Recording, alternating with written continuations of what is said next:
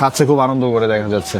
অনেক ভিড়, আমি একটু পরে আসছি তারপরেও ভিড় আছে।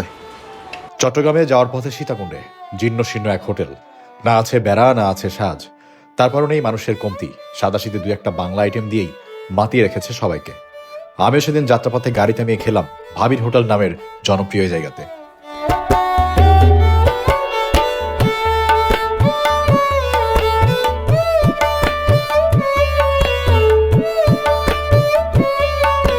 আসসালামু আলাইকুম, আশা করছি সবাই অনেক ভালো আছেন। এই মুহূর্তে বেশ ভাইরাল এবং বহুদিনের জনপ্রিয় একটা রেস্টুরেন্টের সামনে দাঁড়িয়ে আছি, যেটাকে সবাই ভাবির হোটেল নামেই চিনে। ঠিকানাটাকে একটু বলে দিই, কোথায় এটা? এটা হচ্ছে সীতাকুণ্ড বায়তুল শরীফ জামে মসজিদের পাশে।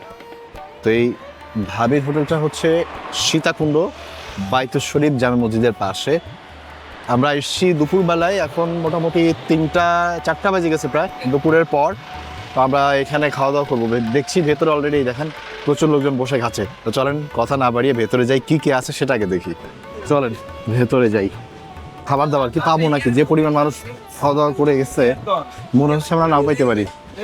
আমাদের ভাই কই? এখানে কি ভাত? ও, এটা শুধু ভাতের স্টেশন? ভাই আপনাদের তরকারিগুলো কি কি কি তরকারি? গরু মাংস আর কিছু না? ও, তো আজকে আমরা পেলাম হচ্ছে শুধু গরুর চুই ঝাল। এইটা আর কোনো কিছু নাকি নাই আপাতত, বাট এই যে চুই ঝাল দিয়ে গরুর মাংস আছে। আইটেম কি একটাই হয় নাকি আরো হয় রে ভাই?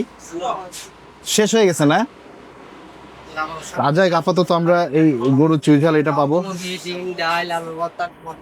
ওগুলো শেষের দিকে আসছি আমরা, এই জন্য পেলাম না আপাতত। হ্যাঁ, ও আইটেম সব এখনো চালুই করেন নাই। যাই হোক, ঈদের পর বন্ধর পরে আপাতত আমরা এটা দিয়ে খেতে পারবো। এটাও নাকি খুবই ফেমাস, আমাদের যে ভাই এখানে নিয়ে আসলো উনি বলতেছে যে খুব সুস্বাদু হয়। চলেন দেরি না করে বসি এবং খাওয়া দাওয়া শুরু করি। তো উনি কিন্তু এই জায়গায় একটার পর একটা বাটি রেডি করে রাখছে, কারণ কাস্টমার অনেক আছে, জাস্ট সেখান থেকে সার্ভ করে দিবে একজনকে। এটাও এই দেখেন, এটা যে কড়াইটা এটাও প্রায় শেষের দিকে চলে আসছে মনে। ধরেন বসে আমরা দেরি না করে খাওয়া দাওয়া শুরু করি। ও,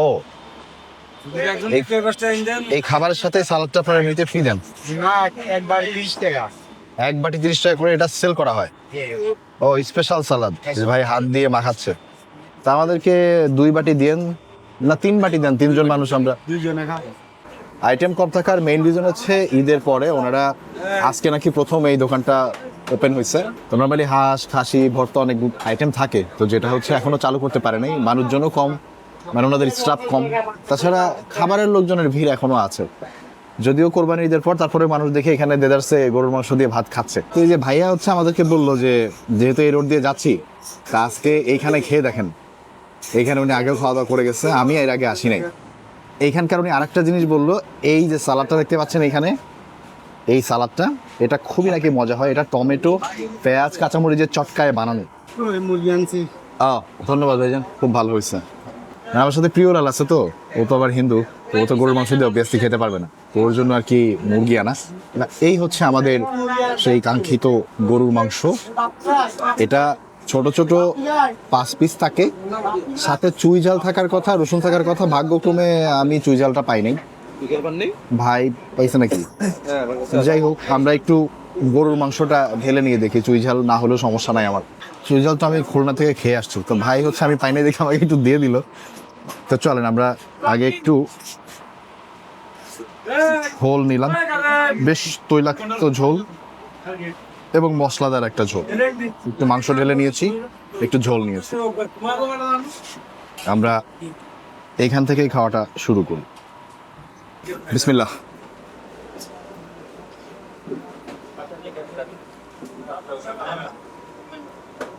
ঠিক আছে ভাইয়া। গরুর মাংসটার ঝোল অসাধারণ। এর আগে আমি এই টাইপের ঝোল খেয়েছিলাম হচ্ছে সিরাজগঞ্জে।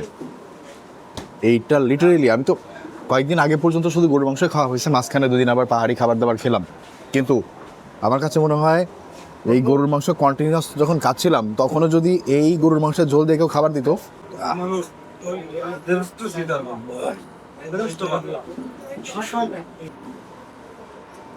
তবে আমি একটা জিনিস নোটিস করেছি, যেখানেই মাংসের ঝোলের রান্নাটা অনেক ভালো হয় সেখানে কেন যেন মাংস একটু শক্ত থাকে। এখানে মাংসটা একটু শক্তের দিকে, একদম মানে টেন্ডার মাংস না, কিন্তু ঝোলের সেটা কিন্তু খুবই ভালো। আপনার মাংসটা একটু চিবিয়ে খেতে হবে, কিন্তু ঝোল দিয়ে যখন এই ভাত মুখে দিবেন আপনার কাছে ওটা খুব একটা কমতি মনে হবে না, ওটা খুব ভালো জিনিস। চুই ঝাল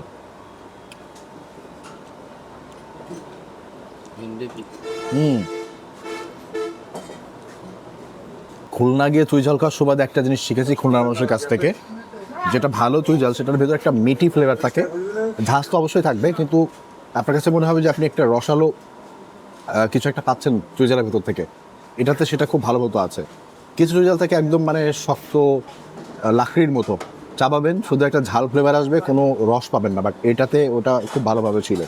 তো ওই দিক থেকে বলা যায় চুই ঝালের কোয়ালিটি বেশ ভালো। আমি আরেকটু ঝোল নিই, আমি এটার ঝোলের সাথে একদম মুগ্ধ। সাথে রসুনটা একটু চিপে নিলে, এটা দিয়ে ভাত মাখালে এর স্বাদটা একটু অন্যরকম হয়ে যাবে। একটা স্পেশাল আইটেম এটা, ওনারা ফ্রিতে কিন্তু দেয় না, ফ্রিতে দিবে আপনাকে অন্যটা। এই যে এটা হচ্ছে ওনাদের এখানকার সালাদ, মাখানো সালাদ, টমেটো, কাঁচামরিচ, পেঁয়াজ দিয়ে। আর ফ্রি সালাদ হচ্ছে এই যে এটা, এই যে লেবু, কাঁচামরিচ, এটা আপনারা ফ্রিতে পাবেন, কিন্তু এইটা নিলে আপনাকে প্রতিবাতির জন্য 30 টাকা করে প্রাইস দিতে হবে। রসুনটা মাখানোর পরে স্বাদটা আরও ইনহ্যান্স হয়েছে।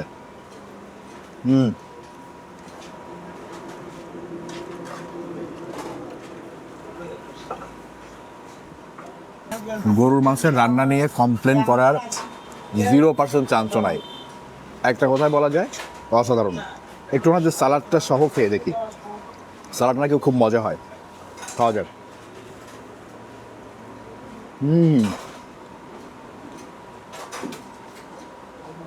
নর্মালি এরকম ভালো মাংস হলে তার সাথে আমি সালাদ মিক্স করি না, আর আমার কাছে মনে হয় সাতটা রাউন্ড হয়ে যাবে। বাট এই সালাদটা ওনারা সরিষার তেলও দিয়েছে, খুব একদম চটকে মাখানো। এই সালাদটা আমার এই ঝোলের সাথে খুব ভালো ম্যাচ হচ্ছে, স্বাদ কমেনি বরং আরও বেড়েছে।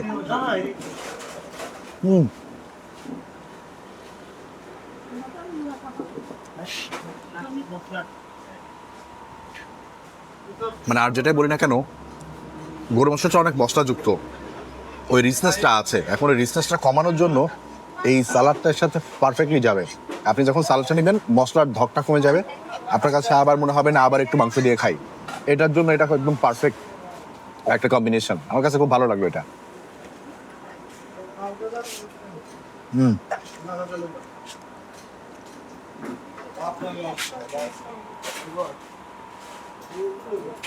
আজকে আর কিছু নাই ডাল ছাড়া, তো সেকেন্ড আইটেম হিসেবে ডালটা একটু নিলাম। এটা কিসের ডাল? হালকা কালো কালো রং, মাসকলাই নাকি? হ্যাঁ, এটা মাসকলাই ডাল। এটার সাথে একটু ঝোল যদি মিক্স করা যায় আই থিঙ্ক খারাপ হবে না।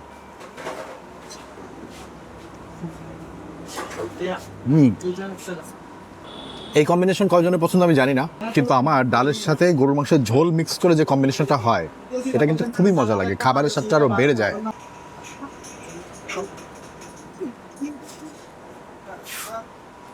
আর ডালের ভিতরে আমার কাছে মনে হয় মাসকলার ডাল সবচেয়ে ইউনিক স্বাদের।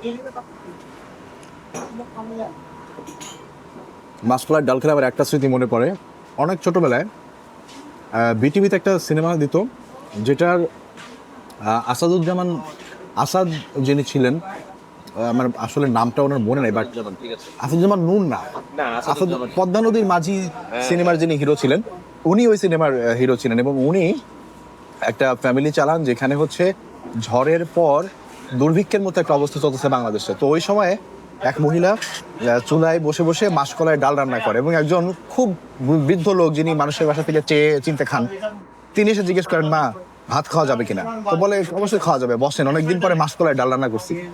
ওই দৃশ্যটাতে ওই মুরব্বী লোকটা মাসকলাইয়ের ডালটা দিয়ে এমন স্বাদ করে ভাতটা খায়, আমার কাছে ওই দৃশ্য দেখে মনে হতো যে মাসকলাইয়ের ডাল আর গরম ভাতের থেকে ভালো খাবার মনে হয় দুনিয়াতেই নাই। ওই সময় থেকে আমার কাছে মাসকলাইয়ের ডালটা অনেক স্পেশাল। কেন জানি না ওইটা মেমোরিটা আমার রয়ে গেছে এবং আমি যখনই মাছগুলার ডাল খাই আমার ওই কথাটা মনে পড়ে এবং ওর কাছে ভালো লাগে খেতে। আর কয়েক পিস মাংস আসে, চলেন গল্প না করে মাংসটা শেষ করি।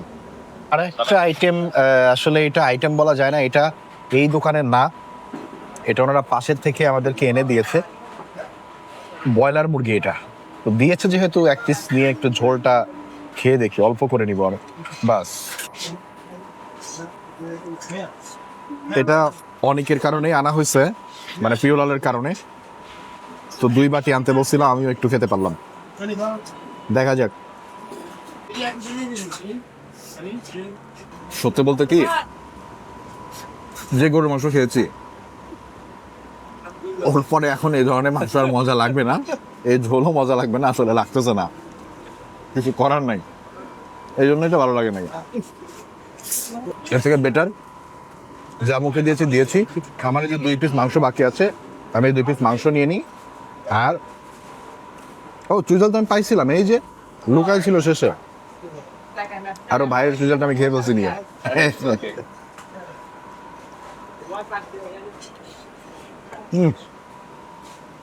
এই ঝোলটা মুখে দিলে আপনার কাছে অন্যান্য আইটেম, মানে কোরবানির সময় এত মাংস খাওয়ার পরে কোথাও যে এত মজা লাগবে গরুর মাংস খেয়ে এত তাড়াতাড়ি, এটা আমার মাথায় ছিল না।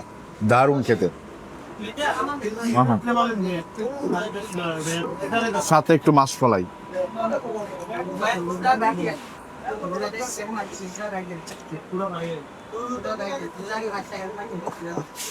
এই হোটেলের অন্য আইটেম খাওয়ার সুযোগ আজকে হয়নি, কিন্তু একটা আইটেম খেয়ে যেটা বুঝলাম, ডাল খেলাম, ডালটাও ভালো,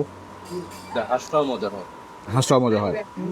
অন্যান্য আইটেমের মজার মতো, কিন্তু আমাদের কপাল খারাপ, আমরা আজকে এগুলো অ্যাভেলেবেল পাচ্ছি না আর কি। কিন্তু যেটাই খেয়েছি আলহামদুলিল্লাহ। সন্দেশ আছে এই যে মশলাদার এই গরু মাংসের সাথে এই সালাডটা নেবেন, 30 টাকা দাম নিলে ওটা নেবেন, এটা খুব ভালো লাগে খেতে।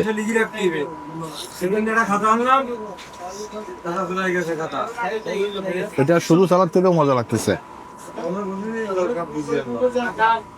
Literally exactly. ব্রয়লারের মাংসের যে স্বাদ ছিল তার থেকে সালাদের স্বাদ বেশি ভালো। 130 টাকা দিয়ে গরুর মাংস খেতে আমি শতভাগ আগ্রহী আছি, এবং আমার মনে হয় না কেউ 130 টাকা দিয়ে খাওয়ার পরে বলবে আমার টাকা নষ্ট হলো, এরকম কোনো মানে আক্ষেপ হবে না আপনার কাছে মনে হবে না আপনি ভালো খাবার খেয়েছেন এবং আপনি খুশি হয়ে যাবেন খেয়ে। আর শেষ পাতে ওনাদের এই সন্দেশটা যেটা জানলাম, এটা ওনারা নিজেরাই বানান, এটা সম্ভবত সানা দিয়ে বানানো সন্দেশ দেখে মনে হচ্ছে। খাওয়া যাক। ও, এটা পিওর সানার সন্দেশ, খুব মজা। ওয়া, হালকা মিষ্টি স্বাদের এবং পিওর সানা সন্দেশ, বেশ বেশ স্বাদের খেতে, বেশ, তাই না? অনেক, এই যে অনেকও পিওর আলো খাইলো, বল কেমন? ভালো ভাই, একদম পিওর ভাই। ও তো ধর্মীয় কারণে গরুর মাংস অবশ্যই খেতে পারবে না, ওটা তো ওকে অফারও করা হবে না। তো মুরগি দিয়ে খাইছে, সালাদটা খাইছে, আর হচ্ছে সন্দেশ খেলে। সালাদ কেমন ছিল? সালাদটা ভালো ছিল। আমি নর্মালি টমেটো সালাদ কিন্তু খাই না, কিন্তু আজকে খেয়ে দেখলাম খুব ভালো লাগলো। জেনুইন এটা, যেটা টেস্টি এটাকে টেস্টি না বলে আপনার উপায় নাই আসলে, আপনি মুখে দিলে আপনারও ভালো লাগবে। তা আমরা কয়েকজন খেয়েছি এবং আমাদের 3 জনেরই খুব ভালো লেগেছে, দুর্দান্ত ছিল খাবার। ভাই আমাদের এই টেবিলের বিলটা একটু বলেন তো। হ্যাঁ, এই টেবিলের বিলটা। আচ্ছা, এখানকার ঠিকানা না ডিটেলসে বলার কিছু নাই, সীতাকুণ্ড ভাবির হোটেল বললেই হবে। ওপাশে একটা মসজিদ আছে, মসজিদের নাম হচ্ছে মসজিদ বাইতুল শরীফ। এই মসজিদের ঠিক অপোজিট সাইডেই হচ্ছে এই সীতাকুণ্ড ভাবির হোটেল।